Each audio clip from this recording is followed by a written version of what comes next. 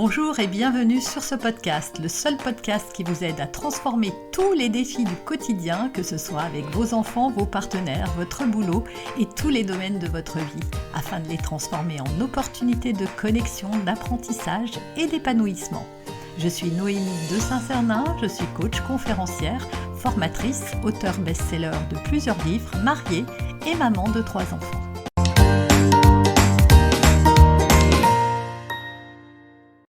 Bonjour à tous et bienvenue. Aujourd'hui, on plonge dans un sujet qui va vous parler si vous avez des enfants, qu'ils soient petits ou grands. Que faire quand mon enfant n'arrête pas de se plaindre ?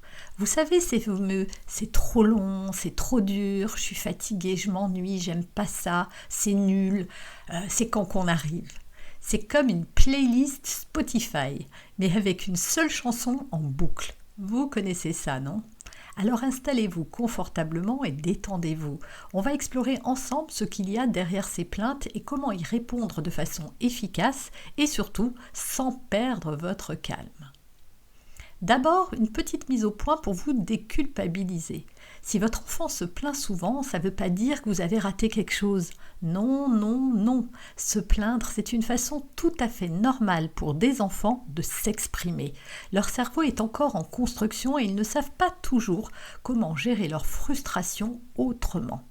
Ils n'ont aussi pas la même notion du temps que nous. Pour un enfant, tout est toujours trop long. Rappelez-vous une heure de cours quand vous étiez à l'école très petit.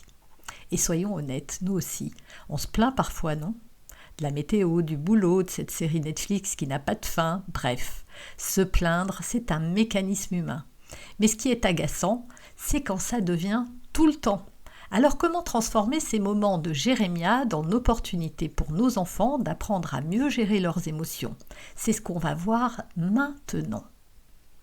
Pour commencer, demandons-nous pourquoi nos enfants se plaignent. Souvent derrière une plainte, il y a un besoin ou une émotion qu'ils n'arrivent pas à exprimer autrement. En voici les principales causes.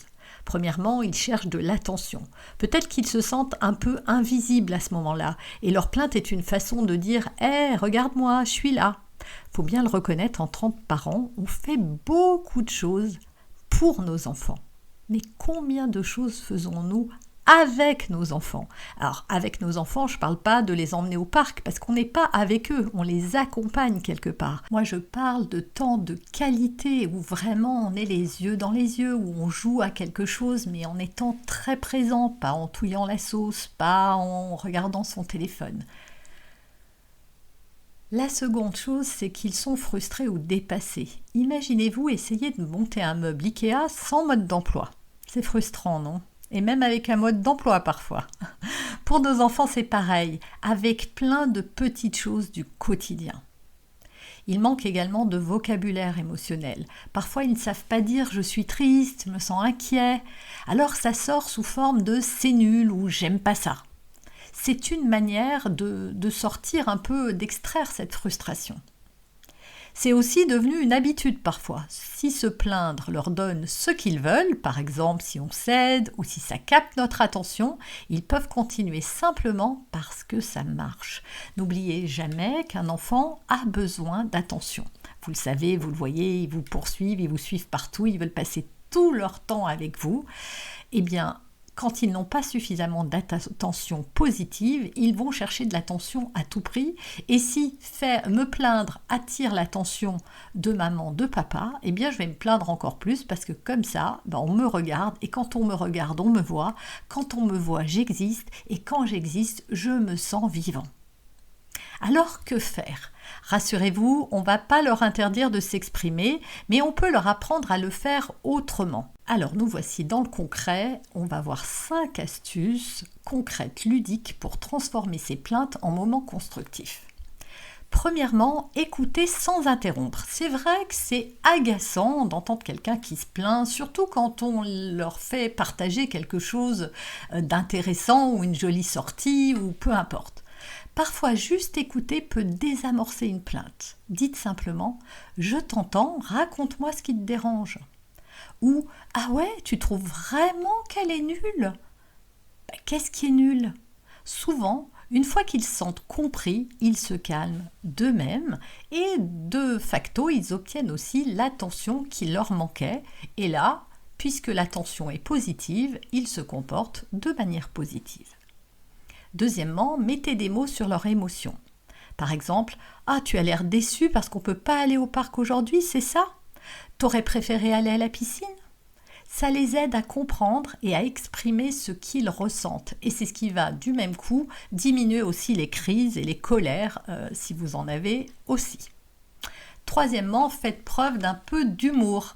Quand votre enfant dit « J'ai trop de devoirs, c'est insupportable, c'est nul », répondez « Oh là là, mais c'est une montagne de devoirs. On va avoir besoin d'un bulldozer, d'une grue pour faire tout ça, mais comment on va faire ?» Ça peut l'aider à dédramatiser la situation. Quatrièmement, proposez des solutions ensemble. Posez-leur cette question magique, écoutez bien. Ok, qu'est-ce qu'on peut faire pour arranger ça ? Vous serez surpris de voir à quel point ils peuvent être créatifs. Essayez. Alors, je vous donne une autre phrase. Ah ouais, c'est trop nul ça, mais comment on peut faire pour se plaire ici et passer un bon moment quand même ? Posez des questions, c'est toujours mieux que des jugements. Et enfin, fixez des limites aux plaintes inutiles. Si vous sentez que votre enfant se plaint juste pour se plaindre, mettez une règle claire mais bienveillante. Par exemple, on peut parler des problèmes, mais ensuite on essaie de trouver des solutions. Et surtout, gardez en tête que votre attitude compte énormément dans leur réaction. Si vous répondez aux plaintes avec calme et empathie, vos enfants finiront par imiter votre façon de gérer les frustrations. Un autre point important, prenez soin de vous. Je ne le dirai jamais assez. Gérer les plaintes d'un enfant demande de la patience et ça peut être épuisant. Alors n'oubliez pas de recharger vos batteries, que ce soit 10 minutes de silence avec un café, un bon bain chaud ou une sortie entre amis. Faites quelque chose qui vous fait du bien à vous.